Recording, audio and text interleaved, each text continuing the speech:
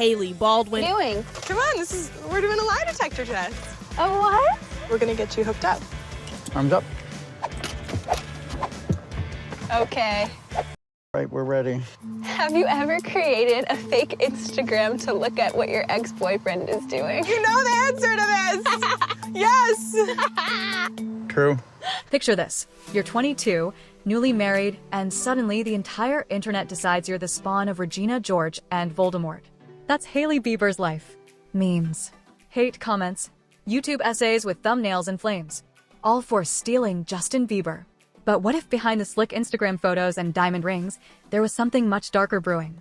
Because now, thanks to someone very close to Hailey opening up, we're seeing a side of the story that flips everything. It's not Hailey versus Selena or Team Jelena anymore. This isn't about who Justin should have ended up with. This is about who got hurt the most and why no one noticed. Please don't forget to subscribe and like this video. It is free and help us bring you enjoyable content. And of course, watch till the end. So let's break it down.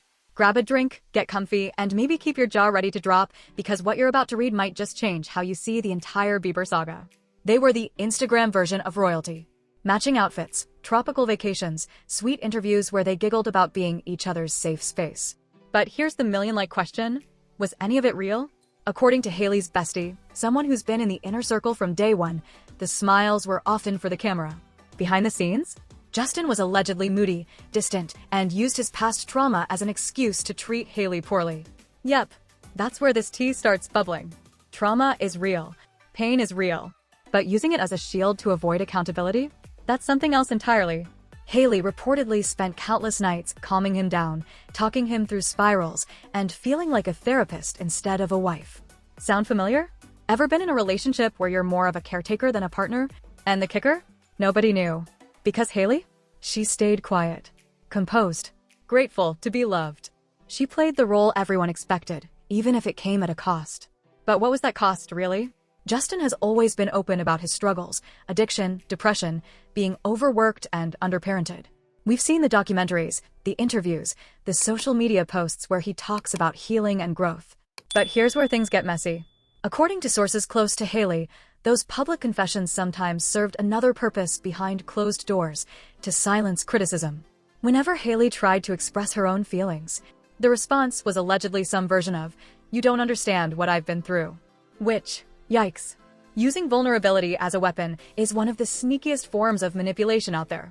It creates a dynamic where your pain always matters more, where the other person stops bringing things up, not because they're fine, but because they're tired of being made to feel selfish for having needs. And let's be real, in relationships like that, it's not just exhausting, it's soul-crushing. So, was Hailey really the villain in all this? Or was she stuck in a role where speaking up meant risking everything? Is it possible the internet's favorite scapegoat was actually just surviving? Someone you love? According to her friend, Hailey kept her mouth shut out of loyalty. Because she believed in him. Because she saw his pain. Because she thought this is what love is supposed to be. Let's pause there. How many of us have stayed silent in relationships, not because we're okay, but because we don't want to make things worse? Because what if the person you love is hurting? What if you believe that you can be the one to fix it? That's what Hailey reportedly did. For years, she covered, smiled, defended him when fans came for his behavior, took the hits for being cold or calculated or mean, all while dealing with someone who, as her friend put it, rarely made her feel emotionally safe. This is where things get really real.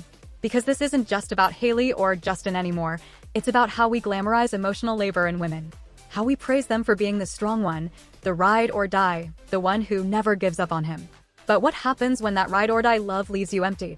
And what does it mean when loyalty becomes silence? And why we love a one-dimensional narrative. Let's talk about the hate. You know the kind. Comment sections flooded with "she's so fake," "she's obsessed with Selena," or "she only married him for clout." Hailey's every move was dissected, twisted, and memed. The tattoos, the outfits, the nails, the freakin' road lip glosses. And while everyone was busy analyzing her eyebrows and speculating on shade wars, no one asked what she was going through. Why is it so easy to turn a woman into a villain? Maybe it's because the internet thrives on drama. Or because homewrecker is a juicier headline than emotionally neglected wife.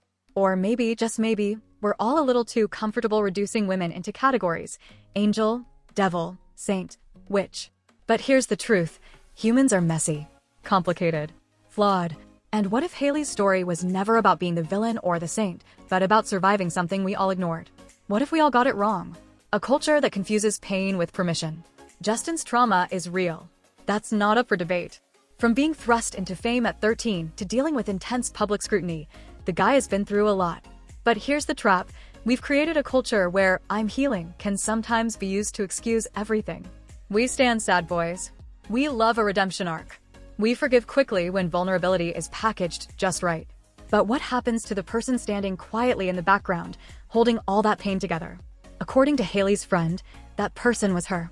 And here's where we need to pause and reflect, because this isn't just a celebrity story. It's a mirror. How many of us have excused toxic behavior because they're going through something? How often have we praised emotional openness in men, but ignored the emotional burden it places on the women in their lives? Where do we draw the line between empathy and enabling? And it's not just about Justin anymore. This story isn't just about Justin and Hailey. It's about how we treat women in the spotlight. It's about how we misunderstand mental health. It's about how we often label the person who's suffering in silence as cold, when really, they're just trying not to fall apart. And now that the truth, or at least a version of it, is spilling out, we owe it to everyone involved to listen, without jumping to conclusions, without projecting our fanfic fantasies onto real people's lives, and without pretending emotional abuse is less harmful because it doesn't leave bruises. The internet might still be confused about who the villain is. But maybe it's time to realize, this was never about villains at all. Manipulation IRL. Okay, so this story is juicy, but it's also eerily familiar. Because while we're not all married to pop stars, many of us have been in relationships that felt eerily similar. So how do you know if you're experiencing emotional manipulation? Here are some signs. You feel guilty for bringing up your feelings. Your partner's pain always matters more. You're constantly apologizing, but not sure why. You do more emotional labor than actual partnership. You feel isolated, tired, or drained after interactions. Sound familiar? That's not love. That's survival. And if Hailey's story teaches us anything, it's that being silent for too long doesn't make you strong, it makes you invisible. So where does that leave Hailey? Not as the icy mean girl, or the shady lip liner queen, or the fame-hungry wife, but as someone who maybe loved too hard, who maybe stayed too long, who maybe gave more than she got because she believed she could help. That doesn't make her perfect, but it sure doesn't make her the villain. What do you think? Was Hailey protecting someone she loved, or trapped in something toxic she didn't know how to escape? Do we need to change the way we talk about men's trauma and women's emotional labor? How often have we confused being strong with just being quiet? Leave your thoughts. Share the tea. And next time you see a headline dragging someone, maybe ask yourself, what don't we know yet? Because sometimes the hottest tea is the truth we never bothered to ask.